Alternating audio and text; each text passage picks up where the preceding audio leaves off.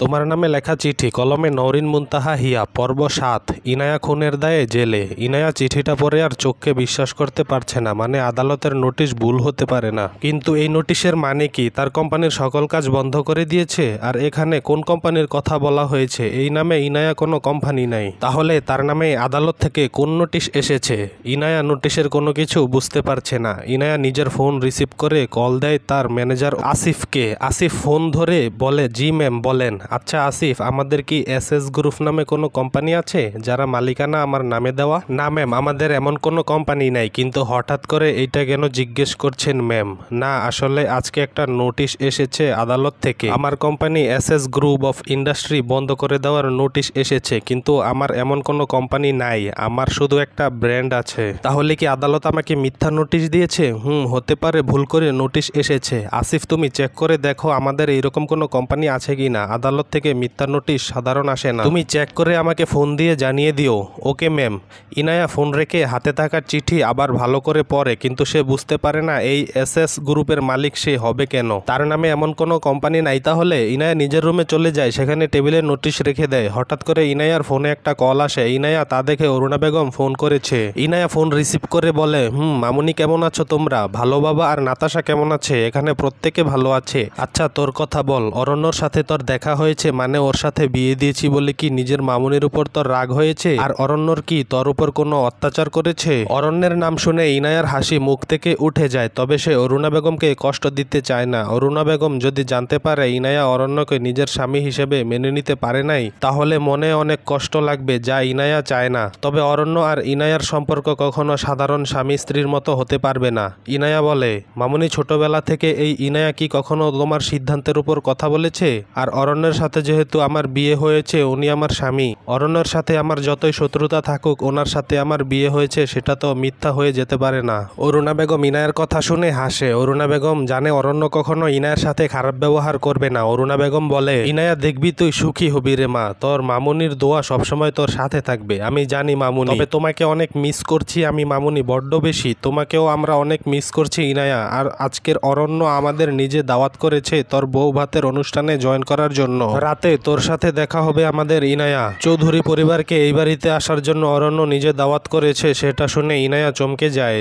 যেই অরণ্য চৌধুরী পরিবারের নামও শুনতে পছন্দ করে না, সেই অরণ্য তাদের বৌভাতের অনুষ্ঠান দাওয়াত দিছে। অরণ্যর মনে আসলে চলছেটা কি? ও কি এই বাড়িতে সবাইকে ডেকে এনে অপমান করতে চায়? কিন্তু ইনায়া কখনো সেটা হতে দিবে না। ফোনের অপর পাশ থেকে ইনায়ার কোনো রিপ্লাই না পেয়ে অরুণা বেগম বলে, কি হয়েছে ইনায়া, হঠাৎ করে এমন চুপ হয়ে গেলি কেন? না কিছু না মামুনি। আচ্ছা অরণ্য কখন তোমাকে ফোন করে ইনভাইট করেছে? সকালের দিকে ফোন করে বলেছে তোর আর অরণ্যর বৌভাতের অনুষ্ঠান হবে আজকে, সেখানে যাতে আমরা সকলে উপস্থিত থাকি। ইনায়া কথাটা শুনে স্বাভাবিকভাবে হাসে। এরপর অরুণা বেগমের সাথে ও অল্প কিছুক্ষণ কথা বলে। ইনায়া ফোন রেখে পিছনে ফিরে তাকিয়ে দেখে অরণ্য রুমে এসেছে। ইনায়া যায় অরণ্যর কাছে আর ওর সামনে দাঁড়িয়ে জিজ্ঞেস করে, সমস্যা কি আপনার? কি করতে চান আপনি? চৌধুরী পরিবারের সকলের আপনার শত্রু, তাহলে ওদের কেন বৌভাতের অনুষ্ঠানে ইনভাইট করেছেন? আপনার মনে কি চলছে অরণ্য? অরণ্য হেসে জবাব দেয়, সবসময় এত রেগে কথা বলেন কেন আপনি?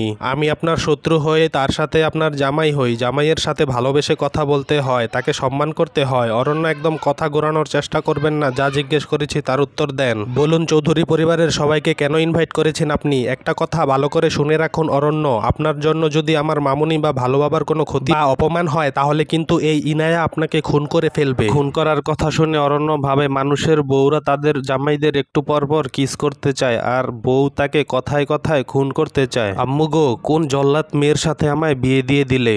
নাতি নাতনির মুখ না দেখে নিজের ছেলের মরা মুখ তোমাকে দেখতে হবে। অরণ্যর কোনো জবাব না পেয়ে ইনায়া আবার জিজ্ঞেস করে, কি সমস্যা আপনার? উত্তর দেন না কেন? আরে জল্লাদ বউ থুক্কু। মিসেস ইনায়া শান্ত হয়ে যান। শুনুন, চৌধুরী পরিবারের সাথে আমার শত্রুতা অবশ্যই আছে, কিন্তু ওনারা আপনার পরিবার। মেয়ের বৌভাতে যদি তার পরিবারের কেউ না আসে, তাহলে বিষয়টা খারাপ দেখা যায়, যার জন্য ওনাদের আমন্ত্রণ জানাতে হয়েছে আমার। সত্যি বলছেন?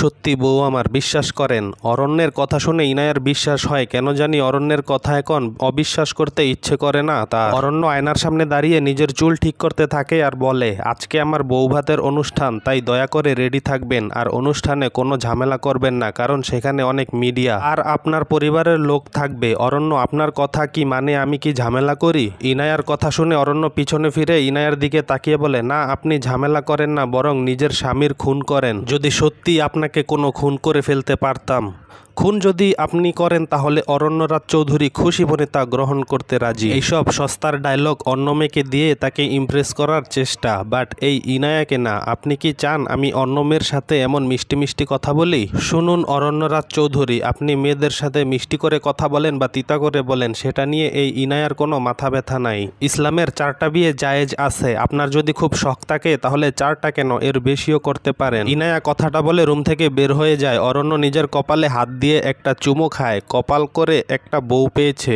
সে বিয়ের পরের দিন সকালে নিজের স্বামীকে 4 বিয়ে করার পারমিশন দিয়ে দেয়। বাংলাদেশ সরকারের কাছে আবেদন জানায় এমন বউ যেন ঘরে ঘরে দেয়। আমি একা কেন সহ্য করব। সময় বিকাল 5টা। অরণ্যরাজ চৌধুরীর বাড়িতে আজ অনেক মেহমান এসেছে। অনেক মিডিয়া, বড় বড় শহরের ব্যবসায়ী সকলে উপস্থিত হয়েছে। ইনায়া ওর রুমে বসে আছে। অরণ্য পরনে একটা সাদা পাঞ্জাবি আর পায়জামা। উপস্থিত সকলের সামনে অরণ্য বেশ ভালো করে কথা বলছে। তবে এখন সকলে ইনায়াকে দেখতে চায়। মিডিয়ার লোকও অরণ্য আর ইনায়াকে একসাথে দেখতে চায়। অরণ্য সিঁড়ি দিয়ে উপরে উঠে যায়। নিজের রুমের সামনে দাঁড়িয়ে দরজায় নক করে। অরণ্য বলে, ইনায়া আপনি কি রেডি হয়েছেন? আমি কি ভিতরে আসবো?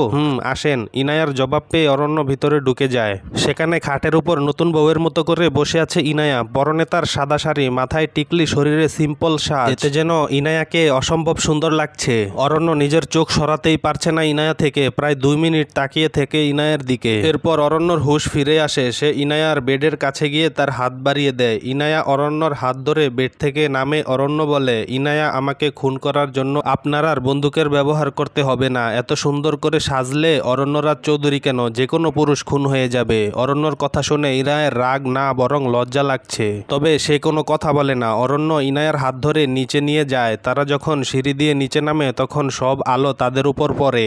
মিডিয়ার সকলে তাদের ছবি তুলতে বিজি থাকে। অন্যদিকে ইনায়ার বিয়ের অনুষ্ঠানে ইভানও আসে। সে আসতে চায় নাই, বাট অরুণা বেগম জোর করে নিয়ে আসে। ইভান দূরে দাঁড়িয়ে আছে। অরুণা বেগম আর মিলন সাহেব এসে ইনায়ার সাথে কথা বলে, যদিও অরণ্য বা ওর বোন কোনো কথা বলে নাই তাদের সাথে। অনুষ্ঠান শুরু হয়। সেখানে উপস্থিত অনেক কাপল ড্যান্স করতে থাকে। সেটা দেখে অরণ্য নিজের হাত ইনায়ার দিকে এগিয়ে দেয়। ইনায়া ভ্রু কুচকে অরণ্যের দিকে দেখে। অরণ্য কোনো কথা না বলে ইনায়ার হাত ধরে তাকে সকলের মধ্যে নিয়ে আসে। ইনায়ার কোমর জড়িয়ে ধরে অরণ্য নিজের কাছে নিয়ে আসে। ইনায়া চমকে যায়। অরণ্য বলে, কি সমস্যা আপনার? অরণ্য এমন করছেন কেন? কোমর থেকে হাত সরান বলছি। আমি আপনার কোমর না জড়িয়ে ধরি তাহলে ড্যান্স কি করে করব? আর আমি আপনাকে টাচ করি নাই, বরং শাড়ির উপর হাত রেখেছি। অরণ্য ইনায়াকে নিজের কাছে নিয়ে আসে। এরপর ওর হাত দিয়ে ওকে ঘুরাতে থাকে। পরে একবার ইনায়াকে পিছনে ঘুরিয়ে নিয়ে এসে ওর কাঁধের কাছে নিজের মুখ নেয়। ইনায়ার শরীরে শিহরণ বয়ে যায়। এরপর তারা ড্যান্স করতে থাকে। অন্যদিকে ইভান তাকিয়ে তাকিয়ে সব দেখে যাচ্ছে। ইভানের কেন জানি খারাপ লাগছে। ইভান বলে, যাকে নিজের জীবন থেকে ইচ্ছে করে দূরে সরিয়ে দিয়েছি তার সাথে অন্য অন্য পুরুষকে দেখলে খারাপ কেন লাগছে আমার? ইনায়া আর অরণ্যের ডান্স করার মধ্যে বাড়িতে প্রবেশ করে পুলিশের সদস্য। সকলে অবাক হয়ে তাকিয়ে থাকে সেই দিকে। ইনায়া আর অরণ্য পুলিশকে দেখে নিজেদের ড্যান্স থামিয়ে দেয়। পুলিশ এগিয়ে আসে ইনায়ার দিকে। এরপর বলে, মিসেস ইনায়া আপনাকে খুনের দায়ে অ্যারেস্ট করা হলো। মানে? আপনার জন্য প্রায় 20 জন মানুষের মৃত্যু হয়েছে, যার শাস্তি হিসেবে আপনাকে জেলে যেতে হবে আমাদের সাথে।